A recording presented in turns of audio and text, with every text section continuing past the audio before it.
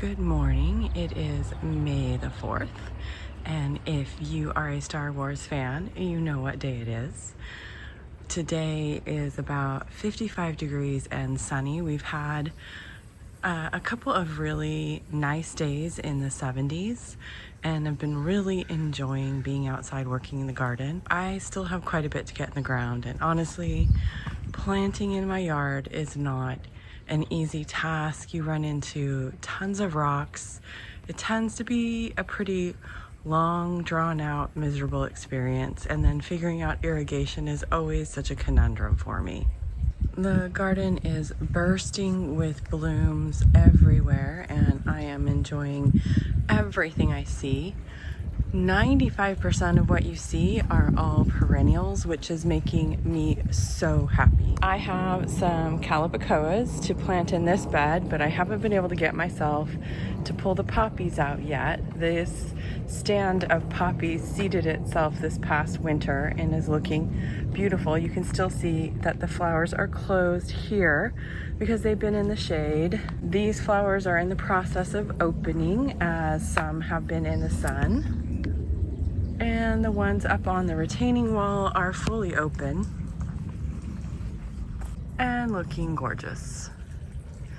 We did not get as many poppies this year because I did a major thin last year trying to reduce the chaos. And it has been a little sad not to have so many poppies, but at the same time, a lot less chaos to deal with. Anyway, back on topic. I plan to put the calabacoas in here once this is done. I still need to decide what I'm going to plant in place of the arborvitaes that fried last year. I do have the one in the yard that I planted up in a more shaded spot, so we will see if that survives and rebounds. Here on the ground, I have some creeping thyme that I want to plant around the yard as a live ground cover. I also have a Platinum Beauty Lamandra that I plan to put in a large pot to replace this stand with something a little more substantial and weighty. The Pretty in Pink Eden Rose is phenomenal. I am thrilled with the blooms and the buds all over the plant. I haven't started deadheading yet, but it is looking absolutely gorgeous. The one thing I think I made a mistake on is here when I brought the end of the branches over the side. I should have snaked them when I brought them over to create the lateral branching so I would have more blooms on this side of the arbor. On the other side of the arbor, I planted another pincushion flower. I do plan to clean this area up, and part of that is expanding the pincushion flower drift to kind of move further into the yard because it is such a reliable perennial in the area. However, this year it is covered in aphids. I have not had that happen before, but I do see nymph ladybugs on the plants, so hopefully they clean them up quickly. What I've been doing is just running a gloved hand over all the aphids because I just don't know that the ladybugs are going to be able to clear all this up, so I'm trying to keep them moderately controlled while leaving food behind for the ladybugs. Shasta daisies are beautiful, but I do have this little beetle on my flowers. Anything that's lightly colored at this time of year gets this beetle, and they eat the petals, so I have to go through and clear them manually. Either I drop them in a soapy bowl of water or I smush them with a gloved hand. But overall, these are looking beautiful. At some point, I do plan on retooling this area. First, I need to be able to get through it. It's too thickly planted, so I can't get inside it and weed very easily without stepping on plants. I pulled out the sea lavenders because user error, and they died because they got too cold. And this year I saw the rockin' plain, the blue salvia in the garden center. So I bought 3 to put in this place. They are, as I understand it, just annuals here, so I will have to figure something out for next year. I transplanted the columbine here, so it only gets morning sun. It gets shade from the sunshine ligustrum. It still isn't doing super well, but it is doing better than it did in its other spot. So I transplanted some May night salvia that was on the other side of the tree to this spot. It was not doing well, and I'm hoping it thrives more. It's going to get more sun on this side of the garden. And I planted out the white swan echinacea that I started from seed here this last winter. So I'm excited to see whether or not they take off in this spot. I thought it would be a beautiful addition to the space. I thought all of this purple, white, red, and yellow would look beautiful together. We are at the end of the bloom season for the bearded iris. They came a little earlier than I have in the past, so I don't have as many things in bloom at the same time as I did a few years ago.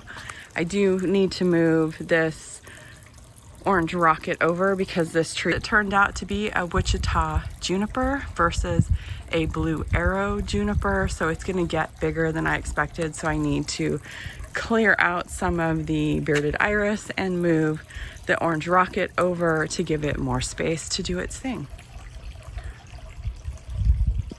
Around the circle garden, the Superbena sparkling amethyst is looking gorgeous. I'm thrilled with its return. Across the path from the Superbena are the echinacea I planted last year, and oh my goodness, is this so amazing! I'm so excited. This is exactly what I imagined. I had no idea they would get this big this soon though. I mean, it's only the beginning of May.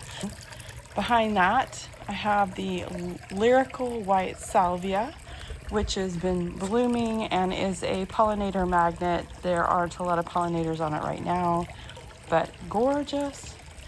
The At Last Rose. Oh, I love this plant, and it is so beautifully scented. I was working in the garden and it was hot, and the scent with the small breeze was beautiful. I kept getting these wafts of just classic rose smell. I planted a bunch of petunias. I decided to do color blocking this year with the dark purple, the light blue purple color, and then I ended with some pink down here. These are the plant tags for all three. I bought the Madness version because they stool out more and get bigger and fill in the space better than just the traditional petunias. The traditional Russian sage that I placed in this pot is doing great. I am really curious to see what happens. So this is the kind that flops as it gets larger, so I'm interested in seeing if it just cascades over the side of the pot, which was part of what I was expecting it to do, but if it gets tall, I'll be thrilled with that as well. The lemon coral sedum I purchased last year also came back. I cut it back a few months ago when it was kind of looking sketch. It has spread. I'm amazed. So when I cut it back, you know, pieces fell off. I didn't really think anything about it, but so this is going to be interesting to see what happens as these little baby lemon coral sedums take root. The west side of the house is looking beautiful. The clematis is in bloom. The transplanted hydrangea has buds on it. It is looking phenomenal. I did cut out a bunch of dead growth. It just regrew from the base. And my limelight hydrangea is looking pretty nice as well. No buds yet. The reblooming azaleas are also looking gorgeous right now. That is everything blooming and looking gorgeous in the garden right now. Thank you for joining me for my garden journey.